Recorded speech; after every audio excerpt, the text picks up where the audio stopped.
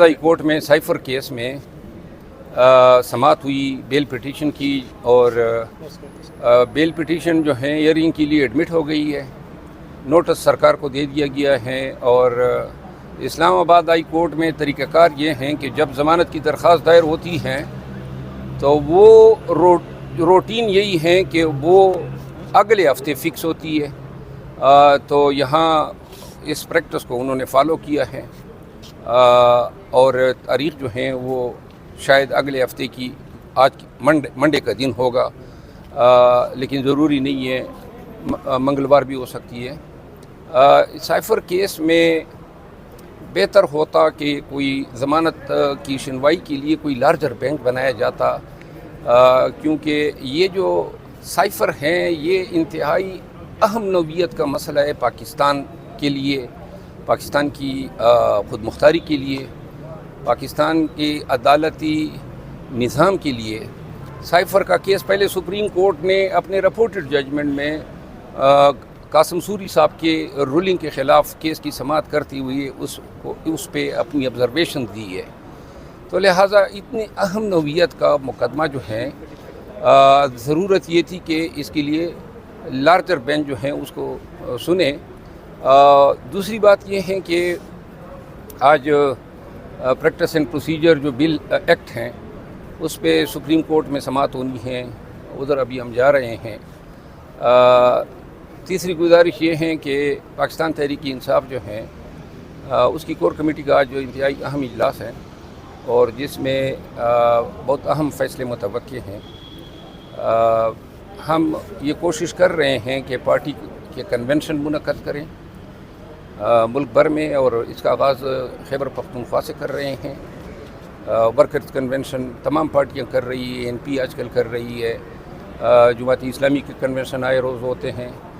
और इस मुल्क में जो हालात हैं तो पार्टी जो हमारे कायदीन हैं और अकाबिरीन, उन्होंने कन्वेंशन से पहले ये सोचना शुरू किया कि जी हमारे कन्वेंशन पे फिर हमले होंगे और हमारे कन्वेंशन को सबोटाज किया जाएगा, तो इसके लिए हम पहले से क्यों ना अदालत से रजू करें। यानी आप इससे अंदाज़ा लगा सकते हैं कि पाकिस्तान तहरीक इंसाफ कितनी डिस्क्रिमिनेटरी ट्रीटमेंट के हवाले से ख़ाइफ है कि इसके साथ जो ट्रीटमेंट हो रही है वो पाकिस्तान की किसी और सियासी पार्टी के साथ नहीं हो रही है। तो लिहाजा ये चंद चीज़ें थी आपको बताने की। अच्छा शेर अफजल साहब, ये कहिएगा कि आपने कहा कि हम मुल्क भर में कन्वेंशन का आगाज़ करने जा रहे हैं, तो क्या ये कन्वेंशन सियासी नौइयत के होंगे या फिर जिस तरीके से वकला कन्वेंशन कर रहे हैं ये उसी की कड़ी होगी? वकला कन्वेंशन एक अलहदा सिलसिला है जिसका पार्टी कन्वेंशन से ताल्लुक़ नहीं है। ये वर्कर्स कन्वेंशन होते हैं जिसमें वर्कर्स इकट्ठे होते हैं, इलेक्शन सर पे हैं और तमाम पार्टियां अपने हलकों में अपनी स्ट्रेटजीज़ बना रही हैं। पाकिस्तान तहरीक इंसाफ और इनके वर्कर्स का भी हक़ है कि वो अपने मुतल्लिका सूबाई कौमी हलकों में वर्कर कन्वेंशन करे, अपने उम्मीदवारान के बारे में जो है डिस्कशन करें पोलिंग स्टेशंस के हवाले से, क्योंकि इलेक्शन जो है वो बिल्कुल सर पे हैं। लेकिन शेर अफजल मरवत साहब, ये कहिएगा कि क्या आपको नहीं लगता कि जो PTI के लीडरान हैं जो कि इस वक्त अंडरग्राउंड है, छुपे हुए हैं, उनको नहीं चाहिए कि वो सरेंडर करें, आए सामना करें, अगर बेगुनाह है तो खुद को बेगुनाह साबित करें कि कैंपेन शुरू कर दें? ये नहीं हो सकता कि भाई वो छुपे रहेंगे, इससे नुकसान नहीं होगा आपके ख्याल में पार्टी को? देखिए, गुनाहगार और बेगुनाह का सवाल तो नहीं है। जो पाकिस्तान तहरीक इंसाफ के जितने भी लीडर्स अंडरग्राउंड हैं, एक पहली बात तो ये सब जो हैं अपनी मर्जी से अंडरग्राउंड नहीं हैं, ये एक फ़ैसला था और खान साहब ने इसकी अप्रूवल दी थी। दूसरी बात यह है कि इन पे मुकदमात की नवीयत क्या है।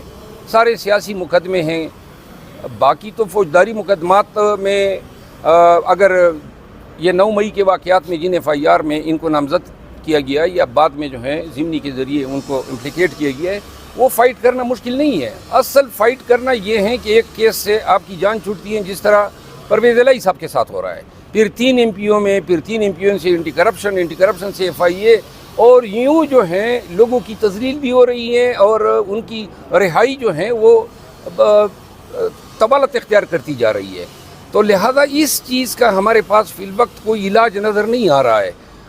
अलबत्ता ये चीज़ वाज़ेह है कि बहुत जल्द जो है ये फ़ैसला होना है कि लीडरशिप को अब मंजर आम पे आना है اور جب کب فیصلہ ہوتا ہے یہ کور کمیٹی نے مروت ڈیسائیڈ صاحب کرنا. آپ بڑے دبنگ لیڈر ہیں. آپ نے ایک دن ٹویٹ کیا تھا اور آپ انڈر گراؤنڈ ہو گئے تھے کہ پی ٹی آئی کی کور کمیٹی میں کچھ غدار بیٹھے ہیں. آپ ان غداروں کا نام لینا پسند کریں گے؟ یہ سوال کا جواب تو میں کئی دفعہ دے چکا ہوں. نام لینا پسند کریں میں آپ کو عرض کروں گا نا، میں نام لینے سے گھبرانے والا آدمی نہیں ہوں، ٹھیک ہے نا. لیکن بات یہ ہے کہ پارٹی کے کچھ جو ہمارے سینئر اکابرین ہیں انہوں نے مجھے اس سے منع کیا ہے، تو لہٰذا اب آپ مجھے لڑوائے نہیں اپنے پارٹی سے، اور جو فیصلہ انہوں نے کیے ہیں وہ مجھے بسر و چشم قبول ہے. سر قاضی فائز عیسیٰ سے تحریک انصاف کو کیا امید ہے؟ قاضی فائز عیسیٰ صاحب کو ہم مبارکباد دیتے ہیں، اور پاکستان تحریک انصاف اور پاکستان کے عوام اور پاکستان کی لیگل کمیونٹی یہ توقع رکھ رہی ہے کہ پاکستان کو جو چیف جسٹس ملا ہے وہ سب سے پہلے جو کارروائی مناسب سمجھے گا وہ ہیں عدالتی جو نظام جس کا شیرازہ بکھر چکا ہے، اور جو عدالتی احکامات جو ہیں وہ بار بار پاؤں تلے روندے جا رہے ہیں. اور جو سب سے اہم مسئلہ جو درپیش ہے عدلیہ کو وہ ہے کانسٹیٹیوشن آئین پاکستان کے تحت پاکستان کے عوام کی بنیادی حقوق کا تحفظ، اور اس تحفظ کو فراہم کرنے میں ابھی تک عدلیہ آپ سب کو معلوم ہے کہ وہ ابھی تک کامیاب نہیں ہوئی ہیں. لوگ غیر محسوس فیل کر رہے ہیں، لوگ عدالتوں میں اس ڈر کی وجہ سے نہیں جا رہے ہیں کہ عدالتیں جو ہیں ان کو انصاف کی فراہمی صرف فراہمی نہیں ہے بلکہ اس انصاف پہ عمل درآمد بھی کرانا ہے. عمل درآمد جو ہیں وہ ہوتا نظر نہیں آ رہا ہے. تو لہٰذا پاکستان کا موجودہ وقت میں الیکشن سے بھی بڑھ کے اور ایک معاشی صورتحال سے بھی بڑھ کے جو سب سے اہم فیصلہ ہے، جو سب سے اہم برننگ ایشو ہیں، وہ ہیں پاکستان میں رول آف لا کی صورتحال، یا آئین کی سپریمیسی کی صورتحال، یا پاکستان کے شہریوں کے حقوق جو ہیں ان کی پامالی کو روکنے کے لیے کیا اقدامات جو ہیں سپیریئر جوڈیشری کر سکتی ہے. میرا خیال ہے، اور قاضی فائز عیسیٰ صاحب کا جو خط کاٹ ہیں، جو ان کے فیصلے ہیں، جس طرح خود اپنے لیے انصاف کے حصول کے لیے لڑا، پاکستان کے عوام اور ہم لیگل کمیونٹی بالخصوص یہ توقع رکھتے ہیں کہ یہ عدالتی نظام کو مضبوط کریں گے. جن لوگوں نے عدالتوں کی بے توقیری کی ہے اور جن حکام نے اس کا ضرورت یہ ہے کہ پاکستان میں ان تمام احکامات کے لیے کوئی جوڈیشل کمیشن بنایا جائے جو یہ جائزہ لے کہ کہاں پہ کس طریقے سے عدالتی اختیارات کو جو ہیں یا عدالتی اقدامات یا احکامات کو فلاؤٹ کیا گیا. اور جب یہ چیزیں ہوں گی تو لوگوں کا اعتماد جو ہے عدلیہ پہ مضبوط ہوگا. جسٹس بدیال 1 سال 7 ماہ گزار کے گئے، ان کا بھی جسٹس منیر کی کیٹیگری میں آئے گا؟ میں یہ تو نہیں کہوں گا. جسٹس منیر اور جسٹس بندیال صاحب میں بڑا فرق ہے. منیر نے بیسیکلی پاکستان میں مارشل لا یا جو قانون کی اور آئین پاکستان کی پامالی کو انہوں نے لیگلائز کیا تھا. ایسا کوئی مقدمہ بندیال صاحب کے سامنے نہیں آیا. بندیال صاحب کا جو دور تھا آئینی اور قانونی اعتبار سے میں اس کو mix blending of right and wrong کہتا ہوں.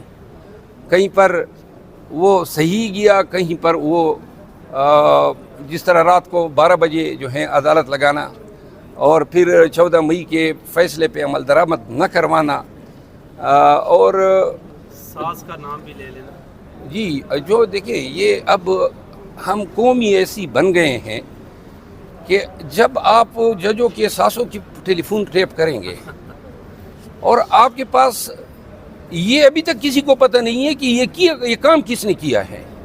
سب سے پہلے اہم ضرورت تو یہ ہے نا کہ میری پرائیویسی کو کون جو ہے اس میں گھس رہا ہے، کون اس کو پامال کر رہا ہے، اس کا فیصلہ ہونا چاہیے. میں پورے دعوے سے کہتا ہوں کہ آج کل جو ہیں بہت سارے جج صاحبان جو ہیں سپیریئر جوڈیشری کے، ان کی ایک ایک چیز مانیٹر ہو رہی ہے، اور عدلیہ کو خود فیصلہ کرنا چاہیے کہ جب ان کی اپنی پرائیویسی محفوظ نہیں ہے تو پاکستانی عوام جو ہیں ان کی پرائیویسی کو کون محفوظ کروائے گا. بندیال صاحب کے